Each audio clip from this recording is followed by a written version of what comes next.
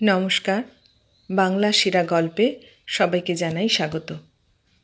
শুরু করছি আজকের গল্প। আজ পড়ে শোনাব জীবনানন্দ দাশের লেখা গল্প মেয়ে মানুষ।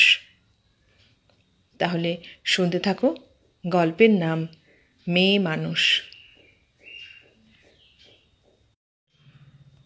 বৈশাখের দুপুরবেলা চপলা ৮ ঘন্টা না ঘুমোতেই জেগে গেল। জানালার ফাঁক দিয়ে কৃষ্ণচূড়া গাছগুলা দেখা যায়, ফুল ঝরছে। পাশের রুমে কড়া চুরুটের গন্ধ পাওয়া যাচ্ছে। স্বামী অফিস থেকে ফিরে এসেছে তাহলে। চপলা উঠে দাঁড়ালো। চুরুট হাতে হেমেন্দ্র ঢুকলে চপলার দিকে একবার তাকিয়ে বললে, মোটর ফিট করতে বলে দিয়েছি।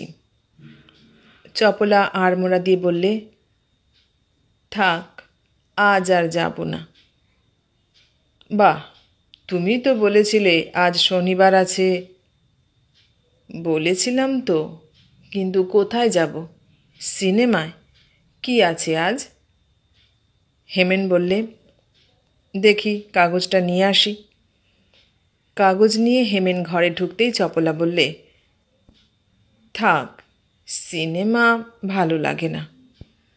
হেমেন ঈষৎ হতাশ হয়ে বললে, মনসুনের আগে রেশ তো আর শুরু হবে না। থাক, রেশ ফেসে আর দরকার নেই। অনেক টাকা খুইয়ে দেখি কাগজটা। হেমেন কাগজটা স্ত্রীর দিকে ঠেলে দিয়ে অবসন্ন হয়ে একটা কুশনের ওপর বসে চুরুটটা হাতে করে হাঁপাতে লাগল। একটা কোলা ব্যাঙ যেন টাই বেঁধে ছিটের কোট ঝুলিয়ে বসেছে। চপলার বয়স 40 পেরিয়ে গেছে, হেমেনের 49। দুজনেরই শরীর মোটা হয়ে চলেছে, মাথায় চুল পাতলা হয়ে আসছে। হেমেনের প্যান্টের বেল্ট তার ভুঁড়িটাকে যেন আর সামলাতে পারে না। হেমেনের মুখও যেন তার ভুঁড়ির মতোই। চপলার মুখও হেমেনের মতোই যেন। কল্পনা বা স্বপ্নের কোনো চিহ্ন যেন এদের মুখাবয়বের ত্রিসীমানায়ও কোনো দিন ছিল না। হেমেনের নিজের অফিস। কয়েকখানা মাঝারি গোছের ট্রাক ইট সুরকি ও সিমেন্ট নিয়ে কলকাতা শহরে ছোটাছুটি করছে 10 বছর ধরে। আরও নানা রকম ব্রাঞ্চ বিজনেস আছে। সামান্য কন্ট্রাক্টর হয়ে 24 পরগনায় জীবন শুরু করেছিল সে। এখন তার সমস্ত ব্যবসার হেড অফিস কলকাতায়। 2-3 লাখ টাকা খাটছে। চপলা কাগজখানা দেখছিল।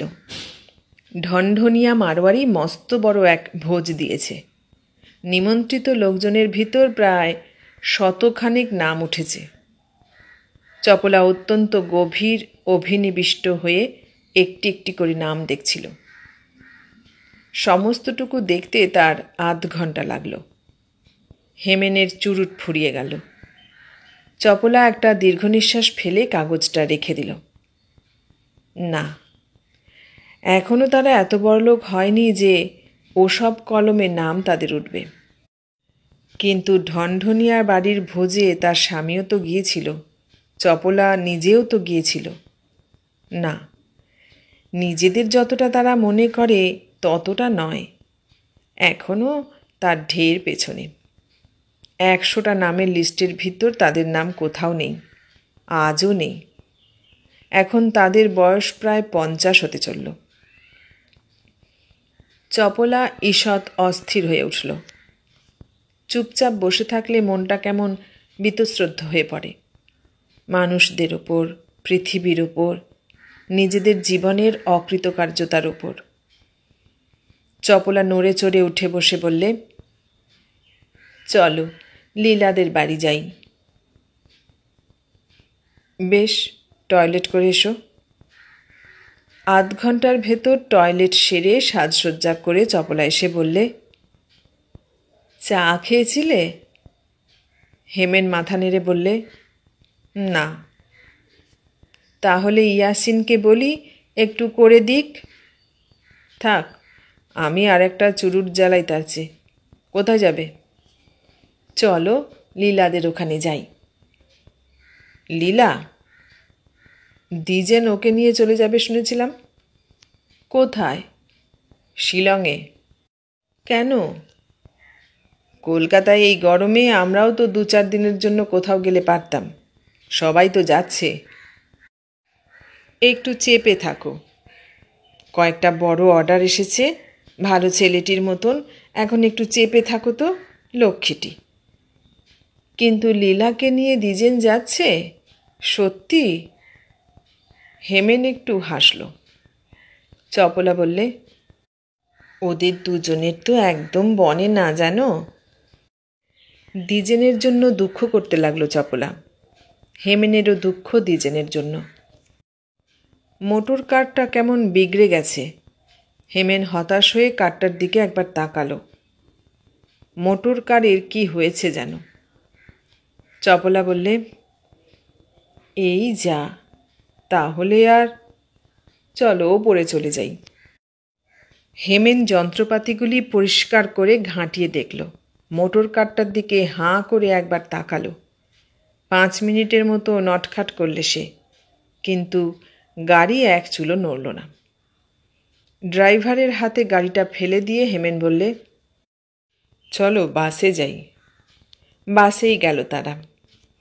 হেমেন বাসা করেছে বালিগঞ্জ অ্যাভিনিউতে। দ্বিজেন এখনও সেই সাবেকি শ্যামবাজারে থাকে। অনেক বলে কয়েও তাকে অ্যাভিনিউর দিকে টেনে আনা গেল না।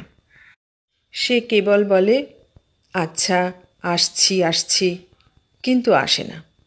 এই 10 বছরের ভিতরেও সে আসতে পারল না। টাকা দ্বিজেনের কম কি, কঞ্জুস সে একেবারেই না, লীলাও না। কিন্তু আসলে এদের বনে না। কেন যে পরস্পরের ভিতর এরকম বনে না স্বামী স্ত্রীতে, হেমেন বুঝে উঠতে পারছিল না। কেন যে এরা পরস্পরকে আঘাত করে শুধু।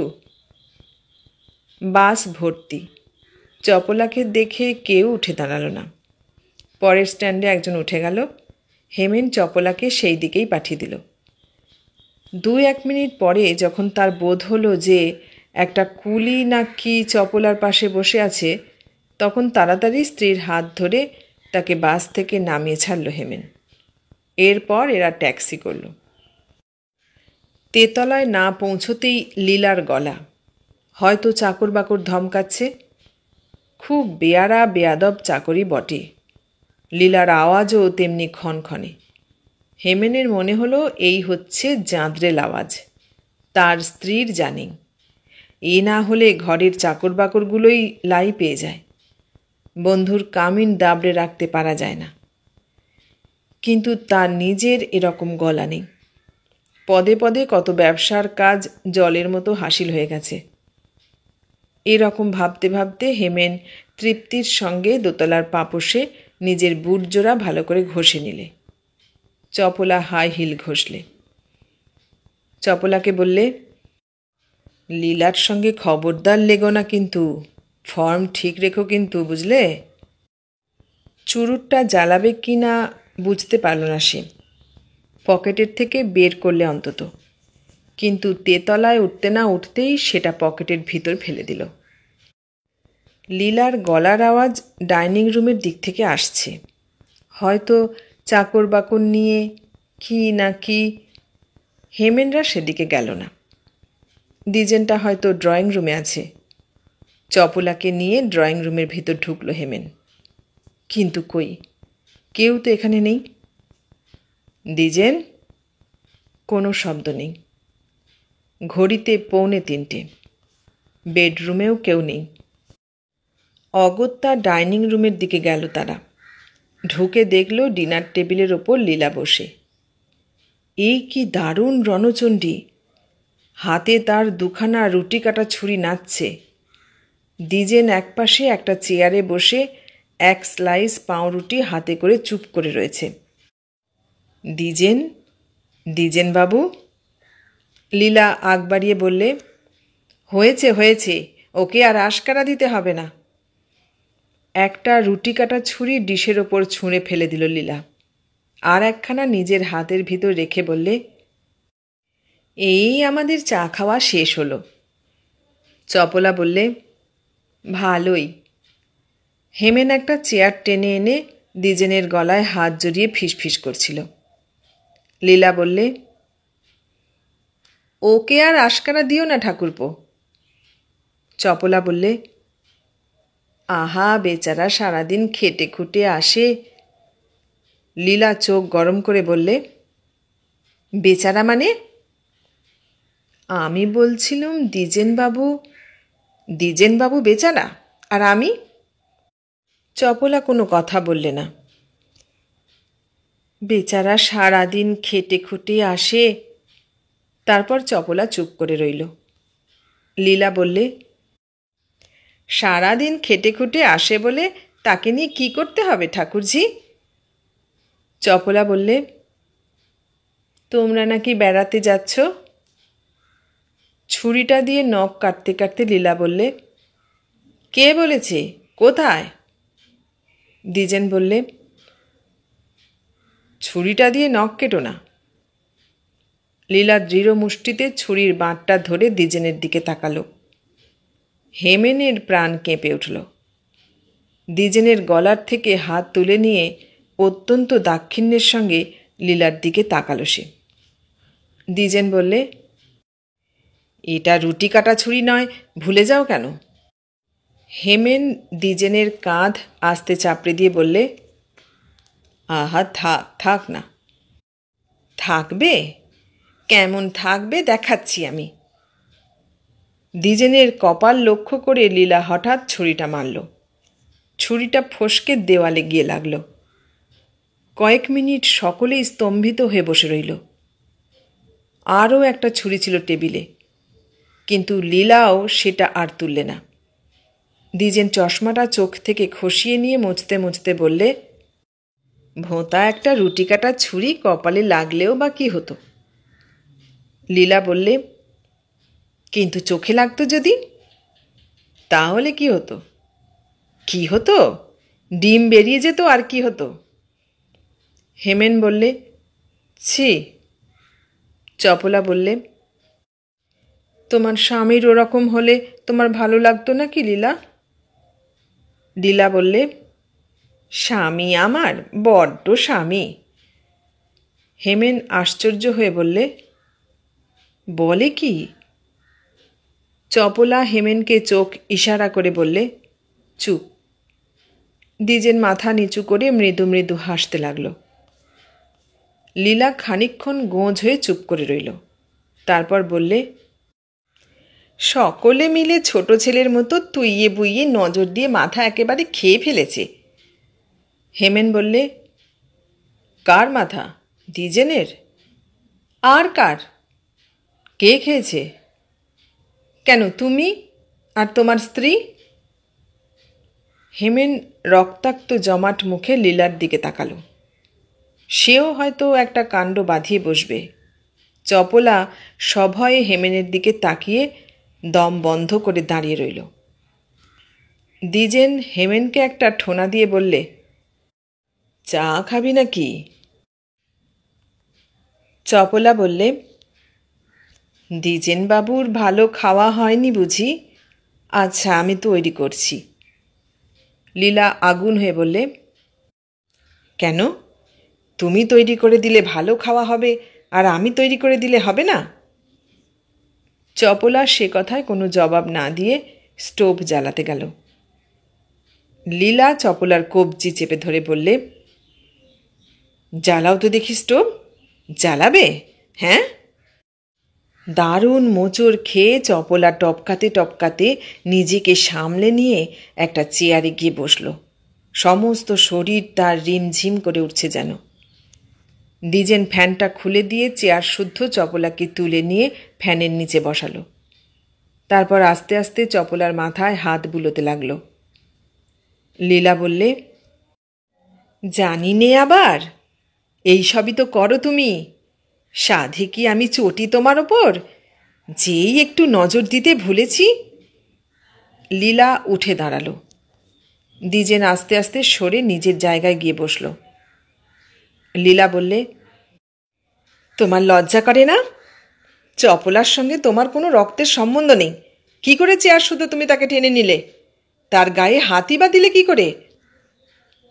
হেমেন নড়ে চড়ে উঠল। চপলা চোখ ইশারা করে তাকে থামতে বলল। লীলা বললে, আর যদিও বা কোনো আত্মীয়তা থাকতো, সে তো তোমার স্ত্রী নয়, বোনও নয়, কি করে তার গায়ে হাত দিলে তুমি? আমার চোখের সামনেই এত 24 ঘন্টা হাইকোর্টের নাম করে তুমি কি করো জানি না?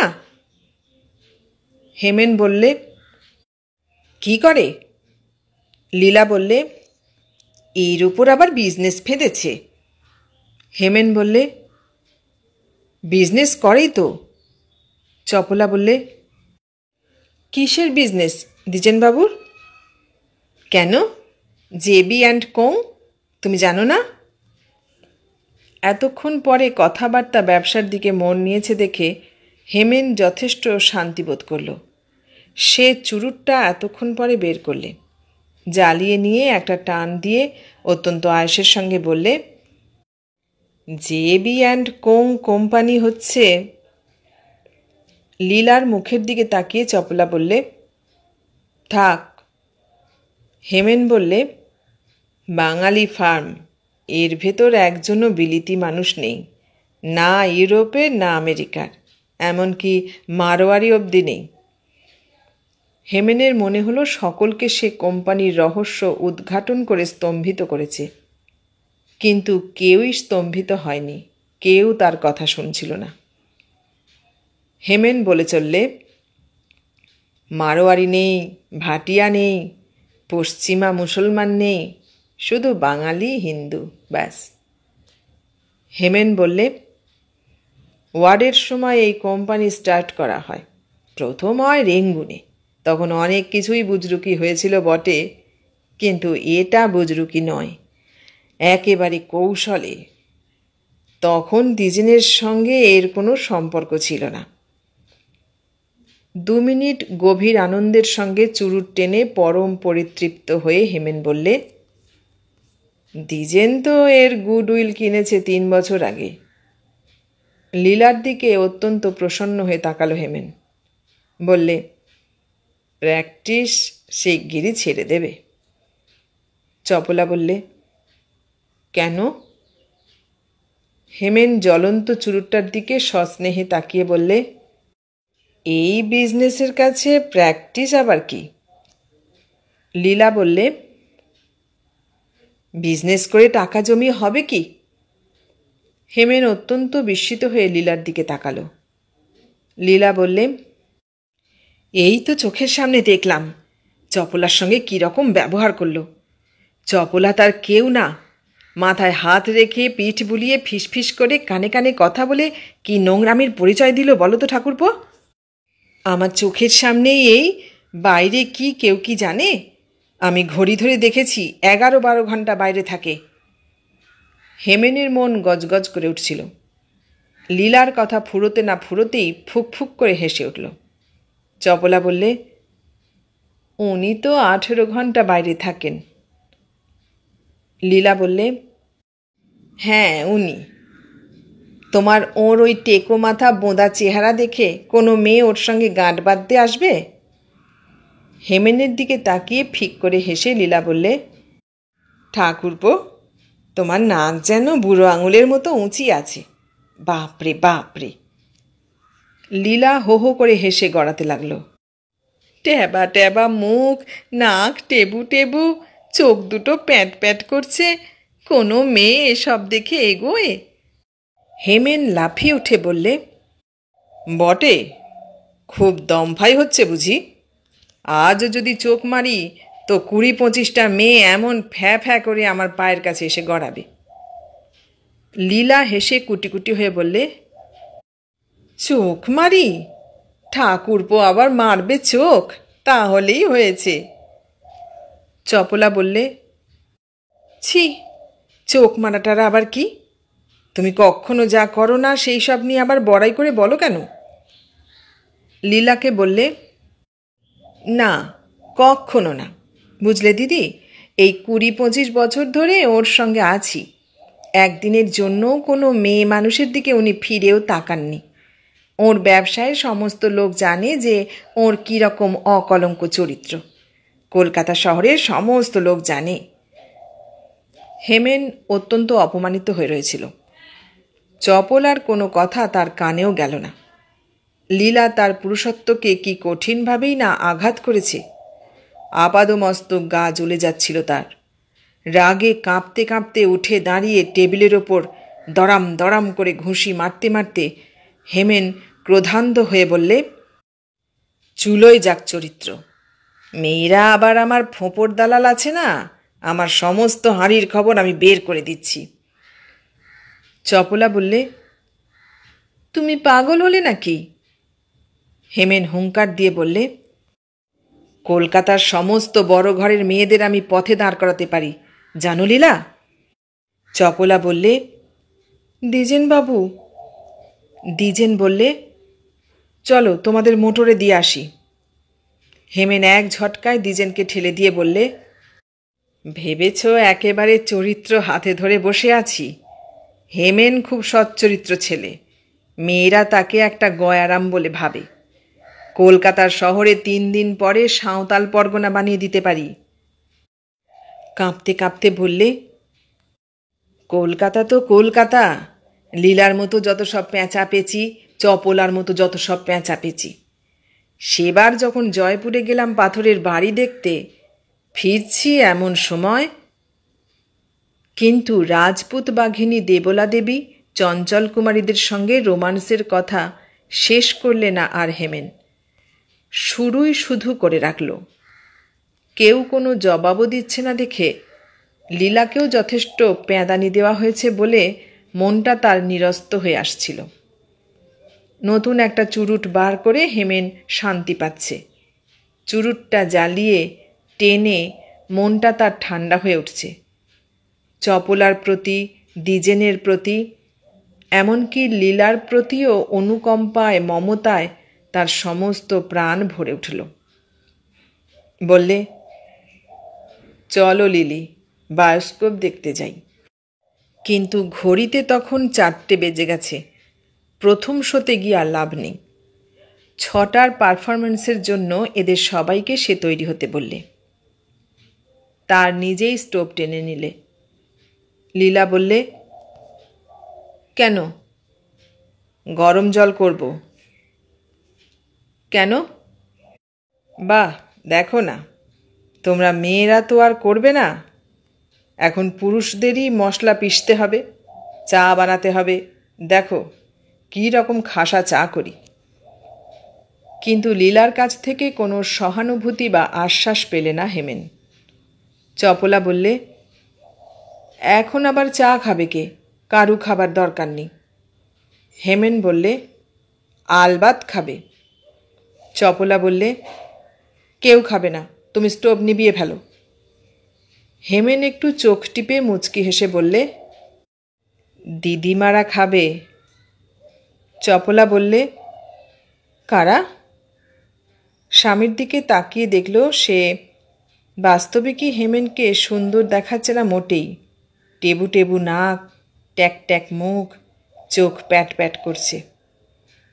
হেমেন বললে, তুমি আর লীলা। লীলা বললে, আমরা দিদিমা? হেমেন বললে, জানলে দ্বিজেন, এরা আবার আমাদের চেহারা নিয়ে ঠাট্টা করে। কে বলবে এরা আধবয়সী মেয়ে মানুষ? একটু হ্যাঁচকা দেখলেই মনে হবে বাপ রে বাপ, ঠান দিদি ঠাকমা এলো আবার, মনে হয় না দ্বিজেন? কিন্তু দ্বিজেন কিছু বলবার আগেই লীলা এক ঝটকায় স্টোভ শুদ্ধ প্যান উল্টে ফেলে দিল। গরম জলটা হুশ করে চারদিকে ছিটিয়ে পড়ল। হেমেন পুড়তে পুড়তে বেঁচে গেল। স্টোভটা দাউ দাউ করে জ্বলে উঠেছিল। দ্বিজেন আর প্যান্ট্রির থেকে ননকু এসে সমস্ত নিভিয়ে নিস্তব্ধ করে দিল। সিনেমায় আর যাওয়া হলো না। দিন 3 কেটে গিয়েছে। টিবি আর্মস্ট্রং কোম্পানির পাশ দিয়ে হেমেনের মোটর আস্তে আস্তে চলছিল। একবার ভিতরে ঢুকে শ্রীমানকে দেখে যাবে নাকি ভাবছিল হেমেন। বড় রাস্তায় একটা গলির কাছে মোটর থামিয়ে আর্মস্ট্রং কোম্পানির দিকে তাকিয়ে দেখতে লাগলো হেমেন। ব্যবসায়ের যে কোনো পত্তনের দিকে তাকাতে গিয়েই সে কোমল সবুজ হয়ে ওঠে। হেমেনের মনে হলো আর্মস্ট্রংয়ের ফ্ল্যাট এমন বড় না কিছু, স্টিফেন হাউসের কিংবা 100 নম্বর ক্লাইভ স্ট্রিটের একটা কামরার মতো শুধু যেন। একটা দীর্ঘ নিঃশ্বাস ফেলল হেমেন। তার নিজের অফিসটাই কতটুকু, কিন্তু চুনকাম করে নিয়েছে সে হুইটলির আর্মস্ট্রংয়ের মতো একটা বাঙালি কোম্পানি এসে কাজ করে দিয়ে গেছে। কিন্তু আর্মস্ট্রং এখনও তেমনি বিবর্ণ, জায়গায় জায়গায় চুন বালি খসে পড়ছে। মোটর থেকে নামল হেমেন। হাঁটতে হাঁটতে মনে হলো সমস্ত ব্যবসায়ী আজকাল বসে যেতে বসেছে। গত 1.5 বছর ধরে ক্রমাগত ক্ষতি দিয়ে আসছে সে। আর কিছুকাল এরকম চললে ব্যবসা বন্ধ করে দেবে সে। ব্যাংকে এখনও যা টাকা আছে তার সুদ দিয়ে তাদের দুজনার এখনও বেশ চলবে। কোনো ছেলেপিলে হয়নি তাদের। একটা অপরিসীম শান্তিতে চুরুটটাকে জ্বালালো। দ্বিজেন উঠে পড়বে ভাবছিল। হ্যালো খাস্তগির, অত্যন্ত আগ্রহের সঙ্গে হেমেনের দিকে তাকালো সে। আজ শুধু ব্যবসায়ের কথাই হলো। 3 দিন আগের ঝক্কি ঝকমারির বেদনার নিরাশার কেউ কোনো উল্লেখই করল না। ব্যবসায়ের দুর্গতিই দুজনকে সব থেকে বেশি বিষণ্ণ করে দিয়েছে, ব্যর্থ করে ফেলেছে। 4-5 দিন পরে হেমেনের অফিস থেকে তাকে নামিয়ে নিয়ে গেল দ্বিজেন। সাহেবপাড়ার একটা গ্রিল ফিলের দিকে মোটর ঘুরিয়ে চলল দুজনে। না, ঢুকেই পড়া যাক। গিয়ে বসল। শুয়োর, ভেড়া, মুরগির মাংসের নানা রকম জিনিস, কফি, কিছু পুডিং, ফল, আইসক্রিম একে একে আসছিল। হেমেন বললে, ব্যাপারটা কি জানলে দ্বিজেন?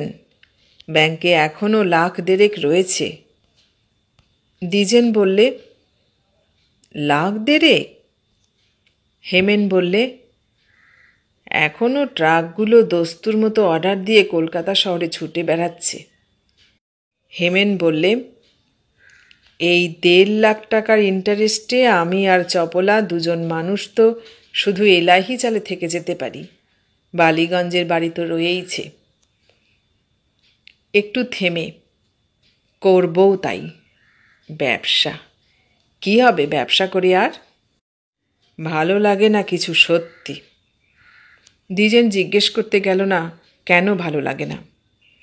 ব্যাংকে দ্বিজেনেরও 1,00,000 রয়েছে। বালিগঞ্জে না হোক, শ্যামবাজারেও তারও বাড়ি রয়েছে, বেশ ভালো বাড়ি। কিন্তু তবুও কেমন একটা বিমর্ষতা, নিরর্থকতা পেয়ে বসেছে তাকে অনেক দিন ধরে। হেমেনের এই সদ্যজাত ভালো না লাগার চেয়ে সে ঢের আলাদা জিনিস। হেমেন বললে, সত্যি কিছু ভালো লাগে না কেন বলো তো দ্বিজু? কেন ভালো লাগে না বলো তো হেমেন? কি যেন মনটা কেমন যেন টসকে গেছে। কেন? বাস্তবিক টাকাই কি সব দ্বিজু? দ্বিজেনের কাছ থেকে কোনো জবাবের অপেক্ষা না করেই হেমেন বললে, বাস্তবিক লীলা যা বলেছিল ঠিকই, আমাকে একটা খটকা লাগিয়ে দিয়েছে। দ্বিজেন ঘাড় হেঁট করে খাচ্ছে। হেমেন বললে, এই ভুঁড়ি, টাকমাথা, ট্যাবা ট্যাবা মুখ, টেবু টেবু নাক, চোখ দুটো প্যাট প্যাট করছে, বাস্তবিক আমি কি হয়েছি বলো তো? দ্বিজেন বললে, একটু হালকা হয়ে নাও না। হালকা হয়ে হবে কি? চেহারাই অত্যন্ত বদনজরের। সেদিন একজন মেয়ের পিছনে লেগেছিলাম। সে কি? মেয়েদের ফেরে ফেরে আমি না থাকি যে তা নয়, কিন্তু চপলা তা জানে না। কিন্তু একদিন অ্যাংলো ইন্ডিয়ান ছুঁড়িদেরকে এনে বায়োস্কোপ দেখিয়ে ভাবতাম সব স্বাদ মিটল বুঝি। কিন্তু তাতে শুধু হয় না, আরও কি একটা জিনিসের প্রয়োজন যেন। দ্বিজেন বললে, কেন? চপলাই তো রয়েছে। কিছু না। রোস্ট খেতে খেতে ছুরিটার দিকে একবার তাকালো। হেমেন বললে, না, চপলা তো রয়েইছে, এমন চমৎকার গিন্নি, ও না থাকলে কি আর চলতো? এসব মেয়েদের নামে কোনো নালিশ চলতে পারে না। একটু থেমে, কিন্তু আমি চাই কি জানো? দ্বিজেন মুখ তুলল, একটা ভালো ছুরি বেছে নিলে। হেমেন বললে, মেয়েরা আমাকে দেখে ভুলে যায়, আমার কাছে এসে নিজেদের নিবেদন করে, এসব কোন পুরুষ চায় না দ্বিজেন? এরপর 2-3 মিনিট স্তব্ধ হয়ে খুব তাড়াতাড়ি করে কাঁটা ছুরি চালিয়ে নিতে লাগলো হেমেন। তারপর বললে, কিন্তু লীলা যা বলেছে ঠিকই। সে পুরুষ আমি নই যার পেছনে মেয়েরা পই পই করে ঘুরবে। কেন ঘুরবে আমার পেছনে? আমি কি? দ্বিজেন বললে, আমি বা কি? নাও নাও, তোমার সুন্দর চেহারা আছে, আমি আমার গুডউইল দিয়ে দিতে রাজি, তোমার চেহারা যদি পাই। হেমেন বললে, তুমি তো বরাবরই মেয়ে পটকে এসেছ। আমি জানি না কি, বিলেতে, ইন্ডিয়ায় বড় লোকের ছেলে, নিজে রোজগার করেছ, তার ওপর এই এমন চেহারাখানা। সে আমি জানি, তুমি ঢের মেয়ে পটকে এসেছ। হেমেন কিছুতেই এই ব্যথা উতরে উঠতে পারছিল না আর। ওই বেদনা তাকে অভিভূত করে ফেলেছে। দ্বিজেন বললে, মেয়ে পটকানোই কি সব? এসেছ তো পটকে অনেক মেয়ে। মেয়ে পটকে আর কি হয় হেমেন? ও অনেক হয়, জীবনে অনেক ফুর্তি করেছ। এখন তুমি চোখ বুজে তৃপ্তিতে মরতে পারো, পারো না কি? হেমেন কোনো জবাবের প্রতীক্ষা না করেই বললে, পারা উচিত তোমার। আমি হলে তো পরম শান্তিতে চোখ বুজতে পারতাম। গভীর ক্ষোভে হেমেন কফির পেয়ালা ধরল। বললে, এই যে এখনও আধবুড়ো হয়ে গেছ, 4-5 জন ব্যারিস্টার গিন্নির সঙ্গে এখনও তোমার ইয়ার্কি চলে। আমি দেখেছি না নিজের চোখে। দ্বিজেন বললে, ইয়ার্কি শুধু, আর কিছু না হেমেন। কিন্তু ইয়ার্কিটাই ঢের মিষ্টি। আমি তো নিজেই চেয়ে চেয়ে কতবার দেখলাম। আমাদের সঙ্গে ওরকম ইয়ার্কি বা করতে আসে কেন চপলা? ঠাট্টা করো না দ্বিজেন। দ্বিজেন বললে, নিজের বধূর সঙ্গে হাসি তামাশাই তো সবচেয়ে বেশি ভালো লাগে। হেমেন একটা চুরুট ধরিয়ে বললে, অবশ্যই সেখানে তুমি ঠকেছ। দ্বিজেন কোনো এক জায়গায় খানিকটা ঠকে গেছে বলে কয়েক মুহূর্ত যেন তৃপ্তির সঙ্গে হেমেন চুরুট টেনে নিল। কিন্তু তারপরেই দ্বিজেনের সুন্দর মুখ, চমৎকার টাই ও সুন্দর সুন্দর ব্যারিস্টার বধূদের সঙ্গে এর ছিনালির কথা ভেবে হেমেনের মুখ গম্ভীর হয়ে উঠল। মনের ভিতর একটা আঘাত পুষে খানিকটা সে চুরুট টেনে নিল।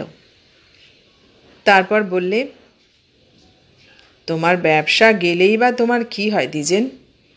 মানুষের জীবনের আসল জিনিসটাই তো তুমি পেয়েছ, মেয়েরা তোমাকে ভালোবাসে। নিজের সেন্টিমেন্টালিজম তুমি কত জায়গায় গিয়ে মেটাতে পারো। দ্বিজেন সিগারেট কেস বার করলে। হেমেন বললে, তোমার বেশ মজা। লীলা তোমার মনটাকে দিয়েছে খিচড়ে, ওদিকে তাই তোমার জমে ভালো। লীলা যদি ভালো গিন্নি হতো তাহলে মেয়েদের সঙ্গে ছেনাল করে বেড়াবার তাগিদও থাকতো না তোমার। সেটা তেমন ভালোও লাগতো না হয়তো। লাগতো একটু পরে। অবশ্যই ছেনালপনা সবসময় ভালো লাগে, বিশেষত যেরকম বাগিয়ে নিয়েছ চারদিকে। কিন্তু এখন যেমন লীলার ওপর বিমুখ, বৈরাগ্য করে একা মোটরখানা নিয়ে বিরোহীর মতো ঘুরে ঘুরে উচ্ছ্বাস করবার সুবিধে পাও, লীলা অন্যরকম হলে কি পেতে? ক্ষোভ, আকাঙ্ক্ষায় হেমেনের মন ভরে উঠল। দ্বিজেনের একদিনের জীবনও যদি সে পেত। হলই বা দ্বিজেনের নিজের স্ত্রী ফটফটে, পরের স্ত্রীদের এমন হাতে পায়ে গুছিয়ে রাখতে ওর মতো কে পেরেছে? হেমেন বললে, সেন্টিমেন্টালিজম শুধু? ওদের সঙ্গে তুমি কি করো না করো আজীবন তুমি পথে ঘাটে কত বাড়ি ভেঙে এসেছ, কেউ কি তার খবর রাখে? একটু থেমে, আমি যদি সমস্ত জীবনও ক্ষয় করি, তবু একটি মেয়ের সাচ্চা খাঁটি ভালোবাসা পাব না। আর তোমাকে কত মেয়ে যে যে ভালোবাসতে আসে। একটু পরে, কেন এমন হয় দ্বিজু? হেমেনি বললে, অবশ্যই আমার চেহারাটা। এ নিয়ে মেয়ে পটকানো যায় না দ্বিজেন। নিরাশার অতল অন্ধকারের ভিতর ডুবে গিয়ে হেমেন স্তব্ধ হয়ে চুরুট টানতে লাগল। জীবনে প্রেম হলো না, প্রণয় হলো না, ছেনালি অবধি হলো না। একজন পরের স্ত্রীকে আটকে রেখে মোকদ্দমায় যদি সে পড়ত, তাহলেও যেন একটা ক্ষোভ মিটত। এখন যেন রক্ত মাংস বিবেচনা বুদ্ধি বিবেক সমস্তই কামড়াচ্ছে তাকে, হালু হালু করে কামড়াচ্ছে। কেন এমন হলো? সারা জীবন, জীবন বলে জীবন, এমন গয়ারাম সেজে গেল কেন সে? মেয়ে পটকানোর একটা সময় থাকে, 30-এর পর ওসব কথা আর না। হেমেনের সমস্ত মুখ মাথা টাক টস টস করে ঘামাতে লাগল। ভুল করে চুরুটের জ্বলন্ত দিকটা একবার কামড়ে ধরে হেমেন শরীরের যন্ত্রণাও যথেষ্ট পেল। সব রকম যাতনার একশেষ হলো তার। দ্বিজেন বলে, বলাই ভালো আমরা বুড়ো হয়ে গেছি, ও সব দিয়ে আমাদের আর কি হবে? কে বুড়ো? তুমিও না, আমিও না। 25-এর পর সকলে বুড়ো। মেয়ে মানুষ নিয়ে খেলা করার দিক দিয়ে 17, 18, 20, 22 এই হচ্ছে বয়স। হেমেন হা করে তাকালো। দ্বিজেন বললে, আমারও যা হয়েছে এই বয়সী। কেন? এখনও তো। কিছু না, কিছু না, আমি তোমার হাত ছুঁয়ে বলছি, আমি এখন শুধু একটু শান্তি চাই। মেয়েদের পিছু পিছু ঘুরে নয় হেমেন, নিজেরই ঘরে নিজের স্ত্রীকে নিয়ে। জানো না তুমি? কিন্তু কেউ আমাকে ভালোবাসে না। কেউ না? না। হেমেন হাঁ করে তাকিয়ে রইল। দ্বিজেন বললে, 20 বছরের মেয়েরা আমাকে ভালোবাসবে কেন? আমার বয়স প্রায় 50-এর কাছাকাছি হতে চলল। সে ভদ্রলোকের মেয়েরাই হোক বা অ্যাংলো ইন্ডিয়ানই হোক। 18, 20, 20, 22 বছরের মেয়েদের হৃদয়ের ওপর কোনো রকম কিছু দাবি আমরা অনেক দিন হারিয়ে ফেলেছি। আমাদের তারা জ্যাঠামশাই ভাবে, হয়তো ঠাকুর দাও। হেমেন আমোদ পেয়ে হি হি করে হাসতে লাগল। দ্বিজেনের এইসব সাফ কথা শুনে মনের ভারটা যেন তার অনেকখানি কমে গেছে। বাস্তবিক দ্বিজেন যা বলে তাই, না হলেও ব্যারিস্টার তো, এমন মিঠে করে জিনিসের আঁশটি বার করে নিয়ে আসে। পরে একটু হেমেন খুব অভিনিবিষ্ট হয়ে বললে, 20 না হোক, 25 না হোক, অন্তত 30 বছরের মেয়েরা। তাও না, তাদের জন্য 36-37 বছরের ছোকরারা রয়েছে। পৃথিবীতে সৌন্দর্যেরও অভাব নেই, আমি ঢের দেখেছি। এমনকি 20-25 বছরের ছোকরাদের সঙ্গেও তারা প্রেম করবে, প্রেম করবে একেবারে মরিয়া হয়ে। আমি দেখেছি ঢের। দ্বিজেন বললে, একজন 40, 45, 50 বছরের গিন্নি হয়তো এক আধ মুহূর্তের জন্য তোমার প্রতি একটু নরম হতে পারে। তুমিও যেমন একটু গদগদ হয়ে উঠতে পারো তাকে দেখে, কিন্তু তা ভালোবাসা নয়, কিছুই নয়, একেবারে রাবিশ। দ্বিজেন মাথা তুলে বললে, ভেবে দেখো, হয়তো মোটরে চড়ে চলেছি একটি 20 আর একটি 30 বছরের ছোকরাকে সঙ্গে নিয়ে। 18 বছরের, 40 বছরের, 50 বছরের 3টি মেয়ে মানুষ দেখলাম পাশের মোটরে। ধরো 3 জনেই বেশ দেখতে, কিন্তু তবুও হয়তো 18 বছরের দিকেই আমার মন চলে যাবে। হেমেন বললে, তা যাবে, কিন্তু সেই মেয়েটির মন কি এই 50 বছরের বুড়োর দিকে আকৃষ্ট হবে? সমস্ত পৃথিবী বিকিয়ে দিলেও হবে না। হেমেন হাঁ করে তাকালো, তারপর হি হি করে হাসতে লাগলো। দ্বিজেন বললে, আমার ভাইপোকেই সে ভালোবাসবে, না হয় আমার ছেলেকে, আমাকে কিছুতেই নয়। ভালোবাসা, রোম্যান্স, এমনকি কামনার কথাও আর বলো না হেমেন, ওসব ভাবতে গেলেও ঢের ব্যথা। পকেটের থেকে দেশলাই বের করে দ্বিজেন বললে, আমাদের এই পড়ন্ত বয়সে সৌন্দর্য আর ভালোবাসার কথা চিন্তা করতে গেলেও জীবনকে এমন থুক্কুরি মনে হয়। সিগারেটটা নিভে গিয়েছিল, জ্বালিয়ে দিয়ে দ্বিজেন বললে, আমাদের পকেটে এমন আর কিছু উঠবে না, শুধু ঘরের বধূ ছাড়া আমাদের জন্য আর কিছু নেই। দ্বিজেনের সেই ঘরের বধূ যে লীলা এবং নিজের চপলা, এই ভেবে হেমেন ঢের পরিতৃপ্তি পেল। বিল সে নিজেই মিটিয়ে দিল। দ্বিজেন বললে, খোকা তুমি, আহা তোমার মা নেই, বোন নেই, তোমার জন্য ভারী কষ্ট হয়। সন্ধ্যা হয়ে গিয়েছিল। হেমেন বললে, দ্বিজু চলো আমরা টালিগঞ্জ, আলি, চেতলা, বেহালা বেরিয়ে আসি। সত্যি এত সব জায়গা ঘুরবে তুমি? নিশ্চয়ই, হেমেন সজোরে মাথা নেড়ে বলল। কেন, এমনি? কোনো ব্যবসা ট্যাবসার সুবিধের জন্য? না, এমনি। অনেক বদভ্যাস বসেছিল মনের ভিতরে, ফিরতে যে অনেক রাত হয়ে যাবে। হোক। দ্বিজেন বললে, তুমি যাও, আজ আমার দরকার আছে। বিজনেস? তাহলে দ্বিজেনকে ছেড়ে দিতে পারে সে। হেমেনের সমস্ত মন এখন প্রেম, কামনা ও মেয়ে মানুষের থেকে উঠে এসে আবার ব্যবসার গদিতে পরম আরামে ও নিবিড় শ্রদ্ধায় প্রতিষ্ঠিত হয়ে বসেছে গিয়ে। জীবনটা তার কাছে ব্যর্থ নয় আর। প্রাণের ভেতর কোনো খোঁজ নেই, সমস্ত পৃথিবী অসীম অর্থে ভরা। হেমেন আকাশটার দিকে তাকালো।